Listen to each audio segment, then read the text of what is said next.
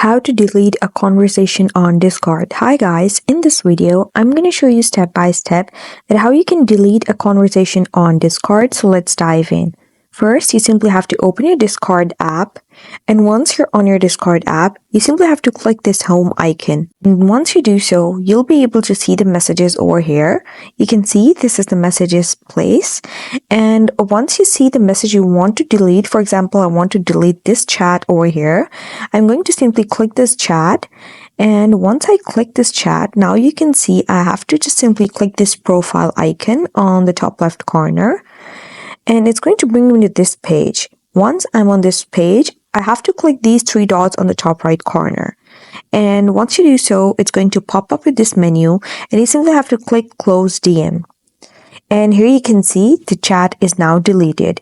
And that's how you delete a chat on Discord or delete a conversation on Discord. I hope you liked the video, and thanks for watching.